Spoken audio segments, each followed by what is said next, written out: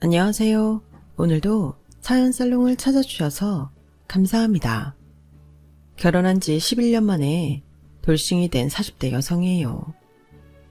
외국 속담에 의자는 저녁에 사지 말라는 말이 있어요.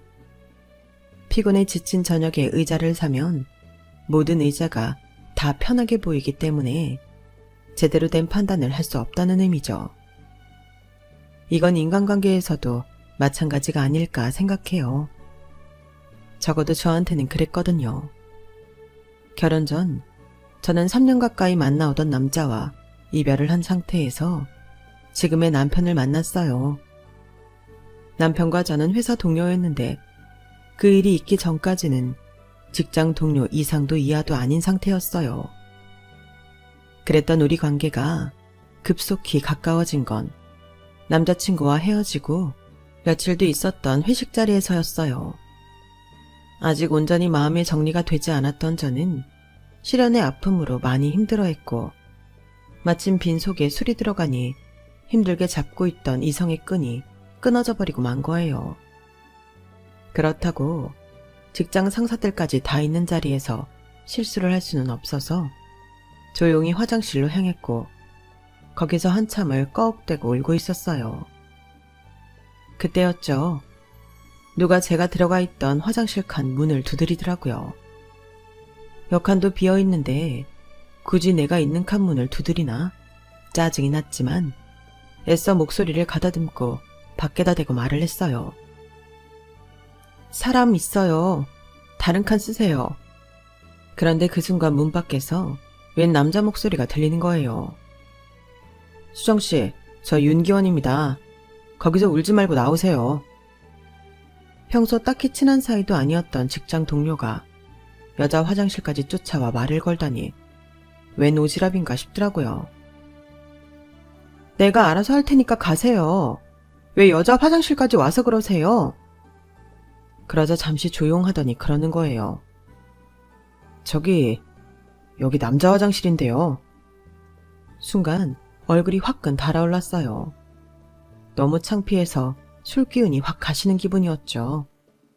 그래서 얼른 휴지로 눈물을 닦고는 밖으로 나왔어요. 다행히 화장실 안에는 아무도 없더라고요. 거울 앞에서 간단히 수습을 하고 밖으로 나왔는데 화장실 앞 복도에서 저를 기다리던 기원 씨가 제게 제 핸드백을 건네며 그러는 거예요. 그 상태로 다시 들어가려고요. 과장님께는 수정씨 몸 상태가 안 좋아서 먼저 보내겠다고 했으니까 집으로 가세요. 택시 잡아줄게요. 아니, 저 혼자 갈게요. 고맙습니다. 창피한 마음에 핸드백을 어깨에 걸쳐 매고 복도를 따라 걸어 나오는데 술 때문인지 한참을 울어서 그런지 몸이 제 마음대로 안 움직이더라고요. 바닥이 울퉁불퉁 튀어나와서 계속 헛다리를 짚게 된 거예요. 그러다 휘청했는데 기원씨가 제 허리를 팔로 감아 잡아주었어요. 그리고는 택시까지 함께 타고 저희 집까지 데려다 주었죠. 늦은 밤 남자 동료 손에 집까지 오게 된 술 취한 딸 앞에서 아빠는 난감한 표정을 지으셨어요. 다행히 기원씨는 별 다른 말 없이 저희 아빠 손에 저를 건네고는 조용히 돌아갔죠. 엄마 없이 자란 딸이 가여워서 평소 호통 한 번 치신 적이 없던 아빠는 굳은 표정으로 저를 부축해 집으로 들어가셨어요. 딱 봐도 화가 많이 나신 것 같았는데 다행히도 별다른 말 없이 저를 침대에 뉘어주시고는 방을 나가시더라고요. 그런데 문제는 따로 있었어요. 집까지 가는 차 안에서 제가 기원 씨한테 완전 진상짓을 했다는 거였죠. 남자친구랑 헤어진 얘기부터 사귀는 동안 서운했던 일, 나 몰래 1년 동안이나 양다리를 걸치고 연애를 했던 전 남자친구를 향한 욕설까지 아주 다채롭게 술주정을 해댄 거예요. 다음날 잠에서 깬 저는 지난 밤에 있었던 일이 떠올라 이불킥을 몇 번이나 했나 몰라요. 월요일에 출근해서 기원 씨를 어떻게 보나 한 걱정이었죠. 그냥 이참에 회사를 관둘까? 하는 생각까지 할 정도로 눈앞이 캄캄했어요. 그런데 막상 회사에 출근해보니 기원 씨가 평소랑 너무도 똑같이 저를 대하는 거예요. 이게 뭐지? 하고 생각하는데 탕비실에서 동료들과 커피를 마시던 기원 씨가 그러는 거예요. 회식 때 너무 마셔서 필름이 끊겼다고요. 순간 온 우주가 힘을 합해 나를 돕는구나 싶었어요. 그날 기원 씨도 많이 취해 있었구나. 그래서 아무것도 기억을 못하는 거구나. 그래도 혹시나 하는 마음에 하루 종일 기원 씨 눈치를 살폈지만 퇴근 시간까지도 아무 변화가 없는 걸 보니 안심할 수 있겠더라고요. 덕분에 그날 이후 회식 때 있었던 진상짓에 대해 마음을 놓을 수 있었고 업무에 집중할 수 있었죠. 그렇게 그 일은 머릿속에서 서서히 지워져 가던 어느 날, 제 사수가 팀장으로 승진을 하게 돼서 축하 회식을 하게 되었어요. 다음 날이 토요일인데다 저희 부서만 있는 조촐한 회식 자리다 보니 다들 신나게 부어라 마셔라 술잔을 부딪혀댔죠. 그런데 어느 순간부터 제 술잔에 든 술이 맹맹하게 느껴지지 뭐예요. 아직 취하지도 않았는데 술맛이 이렇게 다르게 느껴지나 생각하던 그때 제 옆자리에 앉아있던 기원 씨가 제 술잔에 담긴 소주를 테이블 밑에 있는 그릇에 버리고 물을 채우는 광경을 목격하게 된 거예요. 기원 씨, 지금 뭐 하는 거예요? 그러자 들릴락 말락한 목소리로 그러더라고요. 또 취해서 남자 화장실에 들어가 울려는 건 아니죠? 택시 안에서 울고불고 전 남친 욕하는 거 오늘은 안 됩니다. 순간 얼굴이 화끈 달아올랐어요. 이 사람이 기억을 못했던 게 아니라 그동안 모르는 척 시치미를 떼고 있었다는 걸 알게 됐으니까요. 그런데 사람이 참 간사한 게 뭔지 아세요? 한번 흐트러진 모습을 보이고 나니까 에라 모르겠다 하는 심정이 되더란 거예요. 이렇게 된 거 작정하고 연애 상담도 하고 실연의 아픔도 토로하고 했죠. 기원 씨는 그런 제게 맹목적인 위로보다는 현실적인 조언을 많이 해줬어요. 덕분에 저는 생각보다 빠르게 실연의 아픔을 잊을 수 있었고요. 그런데 생각지도 못한 변수가 생긴 거예요. 속마음을 털어놓고 상담하는 사이 어느새 우리 두 사람 간에 애틋한 감정이 싹트게 된 거죠.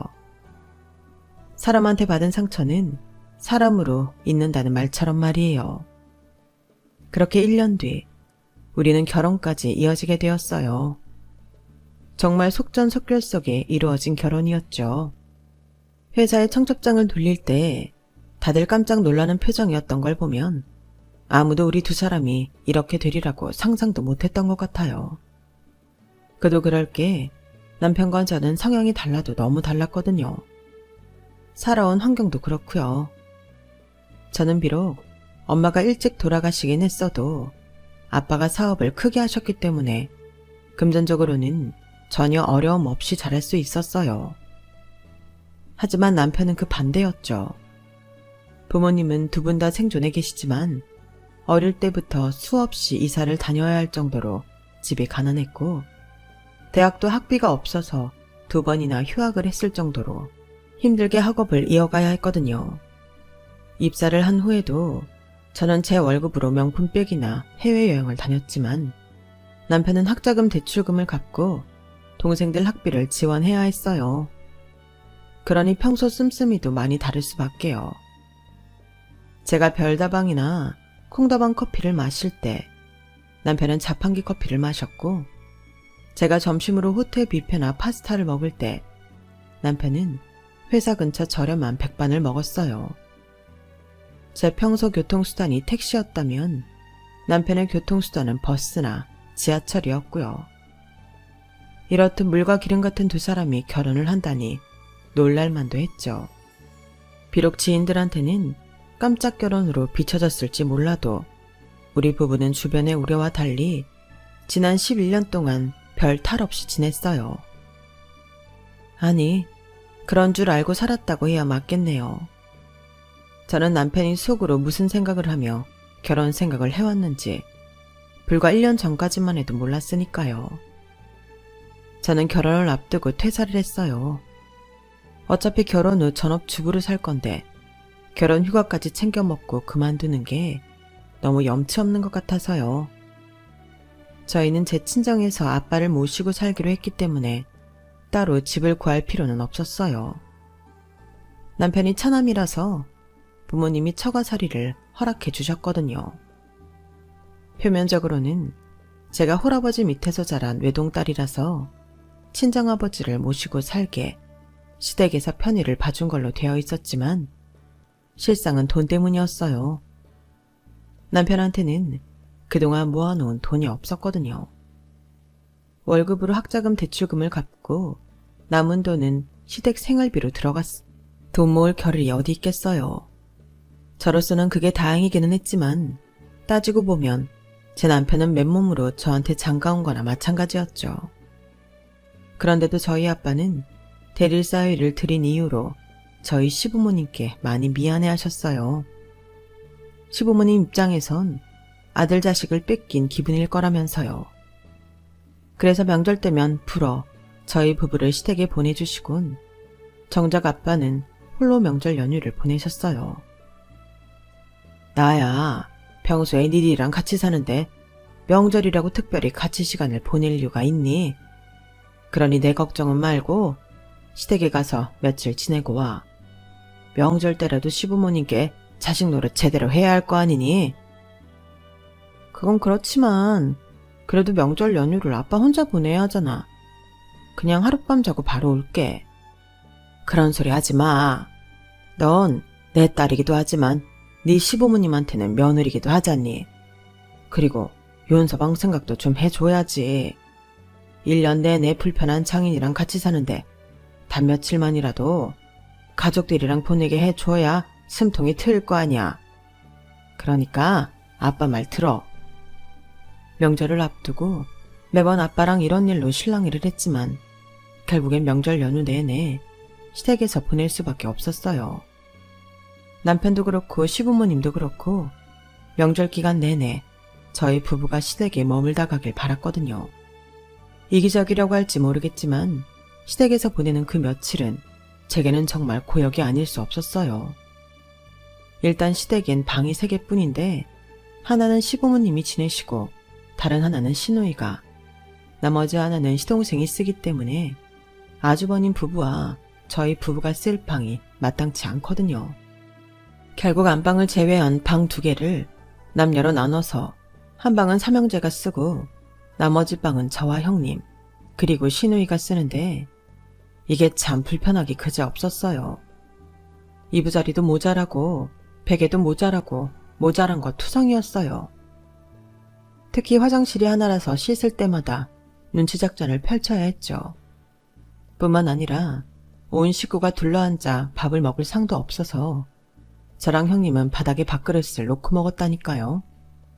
하도 불편해서 제가 작은 접이식 상이라도 하나 사오겠다고 했더니 어머님이 손사래를 치시는 거예요. 아서라, 사봐야 1년에 몇 번 안 쓸 뿐더러 집이 좁아서 놔둘 것도 없어. 밥 한 끼 대충 때우면 될 거 뭘 그렇게 유난이니? 어머님, 그래도 밥 먹을 때마다 바닥에 놓고 먹는 건 좀 그렇잖아요. 어차피 명절마다 쓸 거니까 하나 사두면 좋을 것 같아요. 그게 다 돈 낭비야. 니네 친정이 좀 산다고 돈 무서운 줄 모르나 본데 그러면 안 된다. 그리고 바닥에 그릇 좀 놓고 먹으면 어떠냐? 입에 들어가는 건 다 똑같은데 괜히 유난 떨지 말고 관둬. 큰애는 가만히 있는데 작은 애는 왜 그러나 모르겠다. 솔직히 어머니는 멀쩡히 밥상에 놓고 드시니 불편한 걸 모르시겠지만 저는 정말 밥 먹을 때마다 불편하고 싫었거든요. 바닥에 놓고 먹을 거면 다 같이 그러든가 며느리 둘만 그러라고 하는 것도 마음에 안 들었고요. 그래서 몇 번을 어머님께 밥상 하나 사자고 말씀드렸지만 끝까지 안 된다고 그러시는 거예요. 그러자 형님이 어머님 몰래 슬쩍 그러시더라고요. 동서, 백날을 말해봐야 소용없어. 동서 들어오기 전에는 나 혼자 바닥에서 먹었잖아. 완전 상정 발밑에서 밥 얻어먹는 종년이 된 기분이 들었다니까. 나도 신혼 초부터 동서처럼 밥상 좀 사자고 몇 번이나 말씀드렸지만 귀등으로도 안 들으셔. 말로는 돈 낭비라고 하시는데 내가 보기엔 일부러 그러는 것 같아. 일종의 며느리 길들이라고 할까? 동서도 알다시피 동서 친정이나 내 친정이나 시댁보다 형편이 낫잖아. 그래서 어머님 자격지심 느끼고 더 그러는 것 같다니까? 그러니까 동서도 그냥 눈 딱 감고 참아. 그게 편해. 곧 있으면 우리 애들도 클 텐데 그러면 손주들 때문이라도 밥상 하나 사지 않겠어? 손주는 또 자기 핏줄이라고 끔찍하게 생각하니까. 저보다 3년 먼저 시집을 온 형님은 그간 많이 당해온 탓인지 말도 안 되는 시어머니 태도에도 초연한 편이었어요. 밥상뿐만 아니라 다른 부분에 있어서도 저희 시댁엔 이해가 안 가는 것들이 많았어요. 과일을 깎아 먹을 때도 시댁 식구도 먹을 건 접시에 예쁘게 담아서 포크에 찍어주시고, 저랑 형님한테는 사과 심지나 참외 꼭지 같은 버리는 부분만 과일 깎던 쟁반에 놔주신다니까요. 무슨 잔반 던져두듯이 말이에요. 밤에 잘 때도 저랑 형님한테는 베개도 안 주세요. 솔직히 매번 명절마다 아들 내외가 와서 명절 기간 내내 있다 가는데 그 베개 좀 사주면 어디가 덧나나요? 그런데도 끝까지 안 사두는 거예요.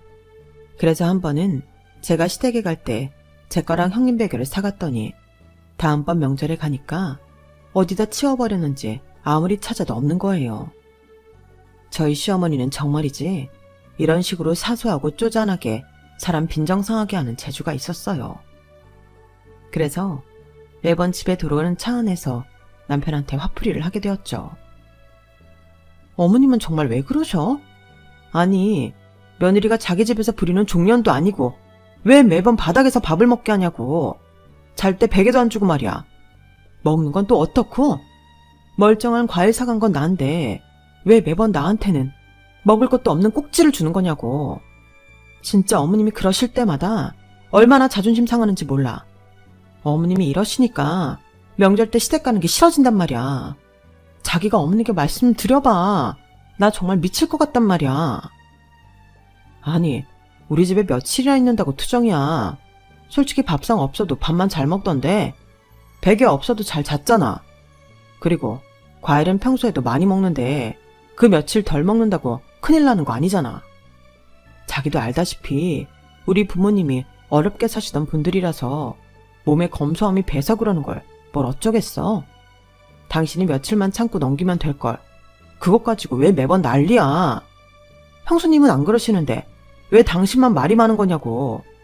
그렇게 따지면 뭐 난 장인어른 행동이 다 마음에 들어서 참고 사는 줄 알아? 나도 불편한 거 많고 마음에 안 드는 거 많지만 꼭 참고 사는 거라고. 제발 애처럼 굴지 좀 마. 팔은 안으로 굽는다고 남편은 자기 엄마 편만 들었어요. 물론 남편도 장인집에 얹혀 살려니 불편한 게 많긴 하겠죠. 저도 그걸 모르는 건 아니에요. 하지만 저희 아빠는 먹는 거 쓰는 거 가지고 사람 차별하고 괴롭히지는 않으세요. 오히려 사위 눈치 보느라 당신이 더 조심한다고요. 그런데 어떻게 자기 엄마랑 비교를 하는 건지. 말하자고 들면 저도 할 말이 많았지만 며칠 만에 집에 가면서 아빠한테 안 좋은 얼굴 보이기 싫어서 참고 넘겼어요. 하지만 그런다고 속에 쌓인 앙금이 가시는 건 아니었어요. 하나가 미우면 나머지 9이 밉다고 남편한테 서운한 감정이 들고 나니 이전까지는 보이지 않던 남편 습관들 하나하나가 다 서운하고 밉더라고요. 특히 뭘 먹을 때면 남편은 참 이기적으로 구는데 자기 입으로 들어가는 건 당연하게 생각하면서 제 입으로 들어가는 건 그렇게 아까워하는 거예요. 예를 들어 같이 알탕을 먹는다면 남편은 제가 알을 몇 개 먹는지 속으로 다 세고 있어요. 그리고는 사람 기분 나쁘게 꼭 이래요.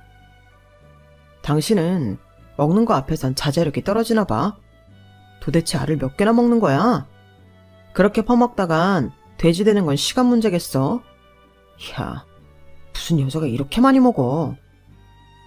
내가 뭘 그렇게 많이 먹었다고 그래. 나 딱 2개 먹었어. 게다가 자기한테 큰 거 퍼주고 남은 짜투리 조각이었다고. 아니, 내가 이런 것까지 당신한테 해명해야 돼? 전 정말 억울했어요. 자기는 알을 듬뿍 퍼서 준 걸 순식간에 다 먹어치우고 3번째 알탕을 퍼다 먹고 있으면서 이제 처음 먹는 저한테 이럴 일이냐고요. 알탕이고 곱창이고 심지어 부대찌개에 들어간 햄까지도 남편은 엄청 단속을 했어요. 그러다 보니 남편이랑 밥을 먹을 때마다 불편하고 짜증이 나더라고요. 그런데 웃긴 건 형님한테 들어보니 아주버님도 제 남편이랑 똑같다는 거였어요. 말로는 어릴 때부터 너무 없이 산 탓에 먹는 거에 굉장한 집착이 생긴 거라고 하는데 그걸 생각하면 좀 안 됐기도 하지만 그래도 매번 당할 때마다 짜증이 나는 건 사실이에요. 결혼 후 2년 정도 회사 생활을 하던 남편은 팀장 승진해서 동기한테 밀리자 회사를 나왔어요. 그리고는 저희 아빠 회사에 들어가 새롭게 일을 배우기 시작했죠. 저희 아빠가 하시는 회사는 밀폐 용기를 만들어 수출하는 회사인데 자체 개발한 특허 덕분에 타기업들과는 달리 경쟁력을 갖추고 있었어요. 규모가 대단히 크지는 않아도 생산 라인까지 포함하면 전 직원이 300명 가까이 되는 회사예요. 그 직원들의 가족까지 포함하면 1000명 이상 되는 사람들이 저희 아빠 회사에 매달려 있는 셈이죠. 그래서 아빠는 식구들 먹여 살리는 가장의 심정으로 회사를 운영하셨어요. 그래서 신기술을 개발할 때마다 돈이 들어가더라도 꼭 특허 출원을 하셨어요. 나중에 당신이 잘못되더라도 회사가 쉽게 무너지는 걸 방지하기 위해서였죠. 대기업의 물량 공세에 살아남기 위해서 중소기업으로서 할 수 있는 안전띠 같은 거였어요. 그리고 그런 아빠의 행동은 훗날 빛을 발하게 되었어요. 특히 제 인생을 구하는 데 있어서 말이죠. 장인회사에서 일을 시작한 제 남편은 낙하산이라는 꼬리표를 달긴 했지만 누구보다 열심히 일에 매진했어요. 그래서 저희 아빠한테 점수를 딸 수 있었고 무엇보다 회사 사람들한테 많은 신임을 얻게 되었어요. 이게 나중에 어떤 결말을 맺게 될지도 모른 채 그때는 남편한테 고맙게 생각했어요. 남편이 아빠 회사 일을 돕기 시작한 이후 아빠는 전부 다 시간적으로 많이 여유로워지셨어요.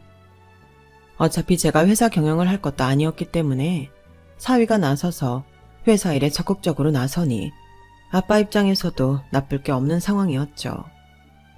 그러는 사이 저는 출산을 했고 육아에 전념하며 살 수 있었어요. 남들이 보기에 이상적인 가정이라고 할 만큼 남편과 저는 각자의 자리에서 나름의 보람을 느끼며 살았어요. 비록 시댁과 얽힌 몇 가지 문제나 남편의 이기적인 행동 때문에 순간순간 짜증이 나는 적은 있었어도 크게 봤을 때 그 정도 문제는 결혼 생활을 뒤흔들 만큼 큰 문제는 아니다 싶기도 했고요. 게다가 남편이 저희 아빠를 많이 생각해주는 것 같아서 더더욱 남편에 대한 고마움이 커져갔어요. 시간은 흘러 우리 애가 6살이 되던 해였어요. 하루는 남편이 TV에 모 연예인이 아들을 데리고 제주도에서 1달살이를 하는 걸 보더니 그러는 거예요. 당신도 유빈이랑 저런 거 해보지 그래? 요즘엔 1달 살기가 유행이라며? 걱정돼서 해외로 보내기는 좀 그러니까 제주도 정도면 괜찮겠네. 말 나온 김에 장인어른 모시고 여행 한번 갔다 오지 그래? 제주도 1달 살기? 하긴 요즘 많이들 간다고 하긴 하더라. 그래, 그동안 장인어른이 회사 일 하시느라 남들처럼 마음 편히 여행도 못 다니셨을 거 아냐. 내후년이면 유빈이도 초등학교에 입학할 텐데 그러면 애 데리고 길게 여행 가기도 힘들잖아.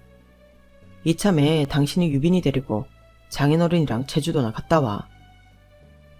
나야 좋긴 한데 그럼 당신은? 당신 혼자 두고 어떻게 그래? 당신 밥이랑 집 청소는 어쩌고?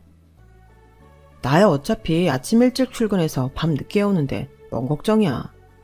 밥이야 회사 구내식당에서 먹으면 되고 청소는 파출 도우미 한 번씩 부르면 되지 뭐.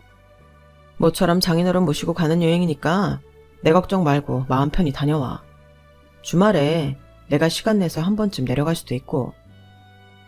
느닷없이 결정된 여행이었지만 어쨌거나 남편의 배려 덕분에 살면서 처음 아빠를 모시고 여행을 떠날 수 있었어요. 아빠도 사위 덕분에 이런 호사를 다 누리게 됐다며 엄청 좋아하셨어요. 그렇게 떠난 여행에서 우리 3대는 서귀포 바닷가 근처에 독채 펜션을 빌려 모처럼 여유 있는 시간을 보냈어요. 블로그에 올라온 맛집도 찾아다니고 뻥 뚫린 바다가 보이는 해변 도로를 차를 끌고 드라이브도 하고 천연 해수풀장도 다니면서 좋은 시간을 보낼 수 있었죠. 단지 흠이라면 한 번쯤 내려오겠다고 했던 남편이 회사 일 때문에 한 번도 오지 못했다는 거예요. 남편도 같이 왔으면 좋았을 걸 하는 생각이 들더라고요. 아빠, 딸보다 사이가 낫지. 이렇게 장인 위에 대신 회사 일도 봐주고 말이야. 그게 아니었으면 우리 부녀가 이런 시간을 어떻게 보내겠어? 그래, 내가 늦음하게 사위 덕을 톡톡히 본다. 그런데 수정아, 아무리 부부 사이라도 말이야, 살면서 속까지 다 빼주고 그러면 안 된다. 부모 형제 간에도 수틀어지면 남보다 못한 사이가 되는데 하물며 피 한 방울 안 섞인 부부는 오죽하겠니? 아빠가 없더라도 네 건 네가 챙길 수 있어야 돼. 편하다고 다 네 남편한테만 맡기지 말고. 알았지? 아빠도 참 방금 전까지 사위 덕본다고 좋아해놓곤 뒤돌아서 바로 사위 험담이야? 그이가 들으면 얼마나 서운하겠어. 아빠도 우리 그이 그동안 봐와서 알겠지만 그 사람 괜찮은 사람이야. 그러니까 엄한 걱정하지 마시고 여행이나 즐기세요. 그때는 몰랐지만 지나고 보니 아빠는 어쩌면 그때 이미 제 남편을 의심하고 있었던 것 같아요. 회사를 운영하면서 숱하게 많은 사람들을 봐오셨을 테니 저보다 제 남편을 제대로 파악하셨던 거겠죠. 그렇게 제주도에서 좋은 시간을 보내고 온 저는 한 달 만에 집에 도착하자마자 생각지도 못한 위기를 맞게 되었어요. 여행을 다녀오고 다음날 회사에 출근했던 아빠가 갑자기 쓰러지신 거예요. 연락을 받고 병원으로 달려가 봤더니 의식 없이 중환자실에 들어가 계시더라고요. 저보다 먼저 병원에 도착해 있던 남편은 의사 선생님한테 전해들은 아빠 상태를 제게 전해주었어요. 대표실에 쓰러져 계신 아빠를 늦게 발견하는 바람에 현재로서는 큰 기대를 할 수 없다고 했어요. 운 좋게 깨어나신다고 해도 전처럼 정상적인 생활은 불가능하다고 하더군요. 불과 아침 때만 해도 너무 멀쩡히 출근하신 아빠였는데 불과 몇 시간 사이 이렇게 됐다는 게 믿어지지 않았어요. 이럴 줄 알았으면 제주도에서 더 머물다 올 걸 하는 후회가 되더라고요. 아빠는 중환자실에서 일주일가량 계시다가 결국 세상을 떠나시고 말았어요. 아빠 장례식을 치르는 동안 남편은 빈소를 온전히 지키지 못할 정도로 자리를 비웠어요. 아무래도 회사 대표가 갑자기 세상을 떠났으니 그 대책 마련이 시급해 그런 것 같더라고요. 결국 아빠 빈소는 저와 제 어린 아들이 지켜야 했죠. 그나마 돌아가시기 전 한 달 동안 아빠와 좋은 추억을 쌓을 수 있어서 다행이다 생각했어요. 그렇게 장례식이 끝나고 저는 쓰러지다시피 침대에 몸을 뉘었어요. 온몸에 진이 다 빠져나간 기분이더라고요. 그런데 집에 도착하자마자 바로 옷을 갈아입은 남편이 제게 그러는 거예요. 여보, 지금부터 내가 하는 말 잘 들어. 실은 우리 회사 사정이 많이 안 좋아. 당신한테 말은 안 했지만 그렇게 된 지 좀 됐어. 장인어른이 무리하게 사업 확장을 하시는 바람에 몇 년 전부터 회사 재정 상태가 많이 악화됐는데 갑자기 장인어른까지 돌아가시고 나니까 거래처들이 좀 불안해하는 것 같아. 그래서 말인데 결단을 내려야 할 것 같아. 결단? 뭘 어떻게 한다는 건데. 현재로서 장인어른 회사는 가망이 없어. 그러니까 차라리 내가 회사를 인수하는 방식으로 해서 회사를 재건하는 게 좋을 것 같아. 당신이 무슨 돈으로 인수를 해? 아버님이 당신 앞으로 해두신 건물이랑 땅 있지? 그거 팔아서 돈 좀 마련해줘. 장인어른이 피땀 흘려 일군 회사를 이렇게 날려버릴 수는 없잖아. 도대체 뭐가 어떻게 돌아가는 건지 알 수 없었지만 아빠 회사를 살려야 한다는 말에 앞뒤 잴 거 없이 남편이 시키는 대로 아빠가 남겨주신 유산을 처분했어요. 세금을 내고 남은 돈은 모조리 회사 재건하는 데 쏟아부었죠. 얼마 뒤 남편은 회사 간판을 새로 달고 대표로 취임을 했어요. 그런데 거기까지가 다 남편이 계획했던 시나리오였더라고요. 지도는 한 푼도 안 들인 채 내 아빠 돈으로 회사 하나를 꿀꺽 한 거였죠. 제가 그 사실을 알게 된 건 아빠가 돌아가시고 반년쯤 지난 뒤였어요. 남편이 회사 대표로 취임한 뒤 많은 것이 변해버렸고 우리 부부 사이는 전과는 달리 많이 안 좋아졌거든요.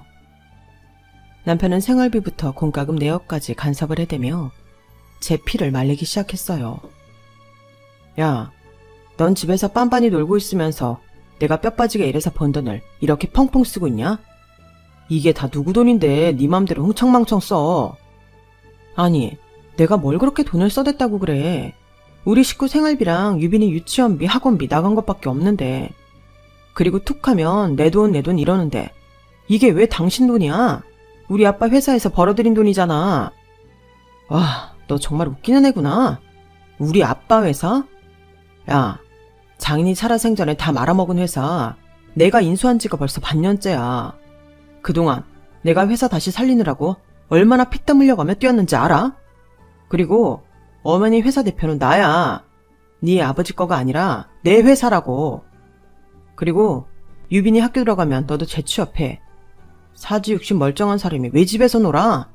나가서 한 푼이라도 벌어야지. 암튼 난 네가 집구석에서 문 깨는 걸 못 보니까 그렇게 알아. 남편은 마치 제가 자기들한테 들러붙어 피 빨아먹는 거머리라도 되는 것처럼 저를 취급했어요.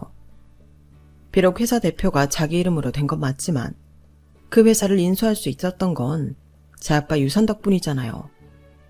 그런데도 남편은 그 모든 걸 마치 자기 돈인 것처럼 생각하는 것 같았어요. 거기다 저희 아빠가 살아계실 때는 저희 집에 얼씬도 안 하던 시댁 식구들이 이제는 마치 자기 집 드나들듯 수시로 찾아오는 거예요. 특히 시어머니는 마치 집주인을 고용인 관리하시듯 제게 사사건건 명령을 하시며 집안일을 시키셨어요. 세상에, 집안에 여자가 있으면서 정원관리를 이따위로 하니? 꽃나무들 타시던 것 좀 봐라. 넌 도대체 집구석에서 하는 게 뭐냐? 하루 종일 TV만 끼고 앉아서 낮잠만 퍼질러 자는 거 아니니? 내 아들은 잠도 제대로 못 자고 회사 살린다고 처고생을 하는데 어쩜 한 사람이란 사람이 이 모양으로 굴어? 당장 일어나서 정원 잡초 뽑지 않고 뭐해? 남편과 시어머니의 압박 속에서 저는 때 아닌 시집살이를 하는 기분이었어요. 거기다 주말에는 시댁 식구들이 아침부터 찾아와 마당에서 고기를 굽고 술판을 벌리고 난리도 아니었어요.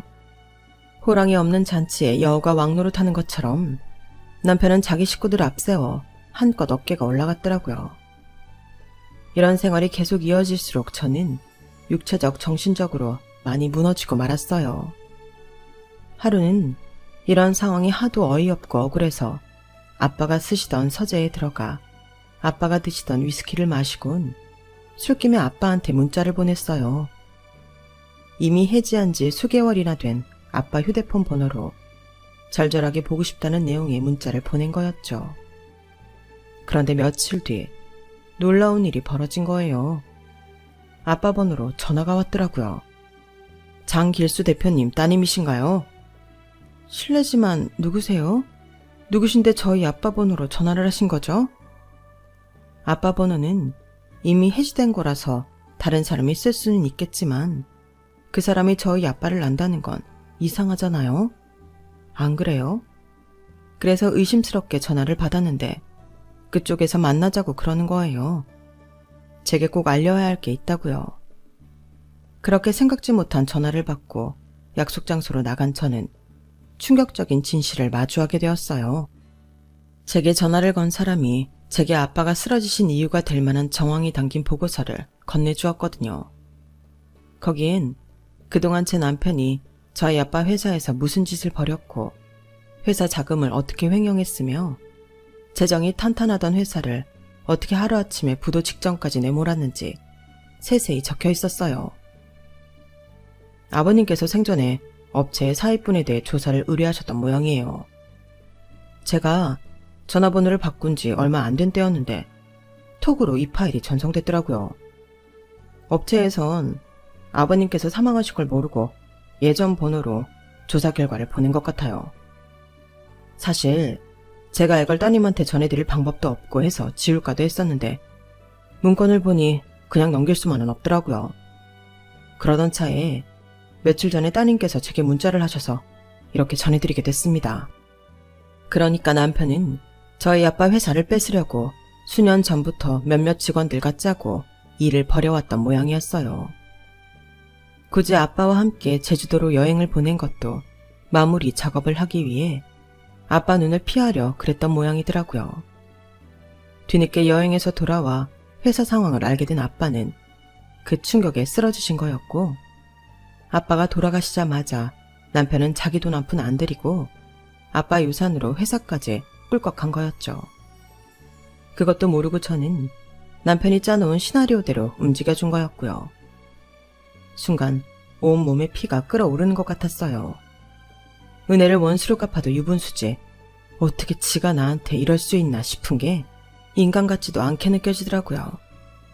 그래서 그 길로 회사로 찾아가 남편한테 제가 아는 상황을 말했더니 아주 적반하장으로 그러는 거예요.